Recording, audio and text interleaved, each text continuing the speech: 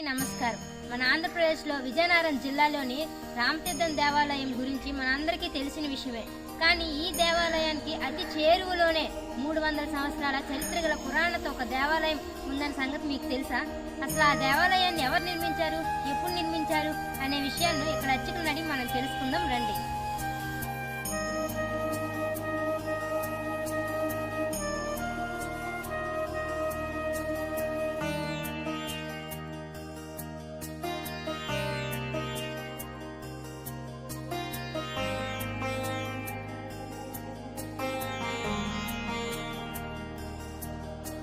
నా పేరు రంగరామన్ కార్తీక్ అండి. మా అన్నగారు ఈ దేవాలయ అర్చకులు కృష్ణమోహనాచార్యులు వారు. ఈ దేవాలయ ప్రాశస్త్యం గురించి చూస్తుంటే సుమారు ఈ దేవాలయం 300 సంవత్సరాలకు పైగానే నిర్మించడం జరిగింది. ఈ దేవాలయంలో శ్రీ శ్రీ శ్రీ గోదా రాజగోపాల స్వామి వారు ఏం చేసి ఉన్నారు. ఉపాలయాలు చూసుకుంటే పండిత్ రాళ్వార్లు మరియు శ్రీ రంగనాథ స్వామి వారు కూడా ఏం చేశారు. పండిత్ రాళ్వారు మనకి వైష్ణవ సాంప్రదాయం ప్రకారం పండిత్ రాళ్వారు చెప్తే నమ్మాళ్వారు రామానుజుల వారు పాంచరాత్ర ఆగమ ప్రకారం ఆగమ పేదంగా ఇక్కడ పూజలు నిర్వహిస్తాం. ప్రత్యేకించి పండిత్ రాళ్వారు నమ్మాళ్వారు రామానుజుల వారు మనవాళ్ళ మాము. ఇంకా ఉపాలయ దేశానికి వస్తే శ్రీ శ్రీ రంగనాథ స్వామి వారు. ఇక్కడ రంగనాథ స్వామి వారికి ఇంకో విశిష్టత ఏంటంటే వివాహార్థులు సంతానార్థులు ఎవరైనా ఉంటే కూడా వారికి ప్రత్యేకించి శుక్రవారం అభిషేకం అనేది చేస్తారు. ప్రతి వారం అలాగా 6 వారాలు చేస్తారని ఇక్కడ ప్రత్యేక నిదర్శనం కూడా జరిగింది. చాలా మందికి అభీష్ట ప్రదాత శ్రీ రంగనాథ స్వామి కోరిన కోరికలు నెరవేరుస్తారు. భక్తులు ఎవరైనా సరే ఈ వివాహార్థులు సంతానార్థులు కూడా ఈ దేవాలయాన్ని సందర్శించడానికి రావచ్చు. ఇక పెరిగేసన్నిధికి గడువు చూస్తుంటే పండిత్ రాళ్వారు ఇందాక చూపించాం. వారి యొక్క ఉత్సవమూర్తులు నమ్మాళ్వారు రామానుజుల వారు మనవాళ్ళ మహాముని గొల్లరెడ్డి ఆళ్వారు కులశేఖరాలు వారు. ఇక్కడ చూసుకుంటే ప్రధాన సన్నిధికి వస్తే శ్రీ శ్రీ శ్రీ గోదా రాజగోపాల స్వామి వారు మనకు దర్శనమిస్తారు. ఇక్కడ విశిష్టత ఏమిటంటే గోదాదేవి, రాజగోపాల స్వామి మరియు గరుడాళ్వారు ముగ్గురు కూడా ఏకపీఠం మీద ఉండడం అనేది ఇక్కడ చాలా విశిష్టమైనదండి.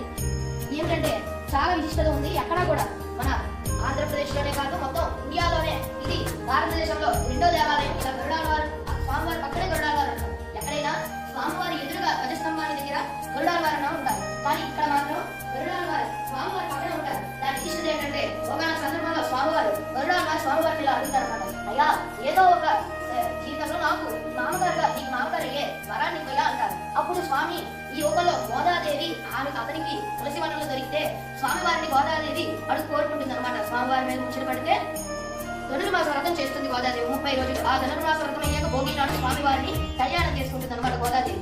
ఈ 30 రోజులు కూడా గోదాదేవి ఈ 30 రోజులు వ్రతాన్ని చేస్తుంది. ఆ వ్రతం అయ్యాక గోదాదేవి భోగి నాడు మరియు ఇక్కడ కళ్యాణోత్సవాన్ని ప్రత్యేకంగా అర్చక స్వామిని నిర్వహిస్తాము.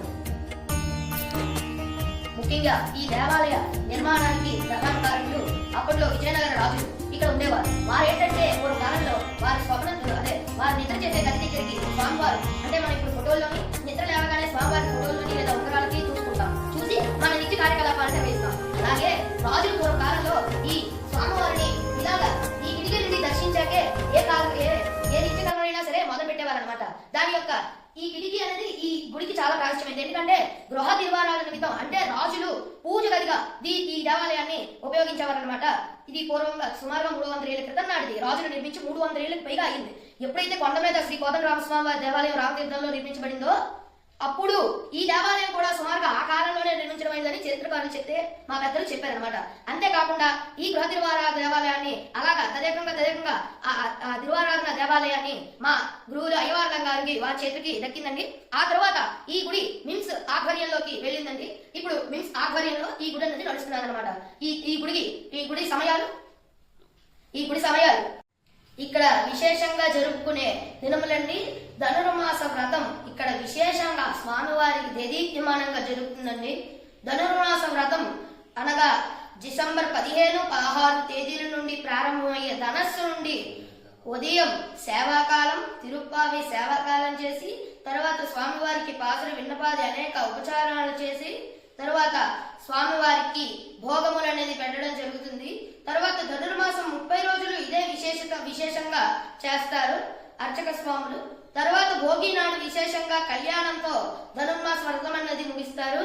తర్వాత ఫాల్గుణ మాసంలో వచ్చే ఉత్తర ఫల్గుని నక్షత్రం నాడు స్వామివారి వార్షిక కళ్యాణ మహోత్సవం అనేది జరుపుతారు. ఇది ఈ గుడి యొక్క విశేష దినములు మరియు విశేషత.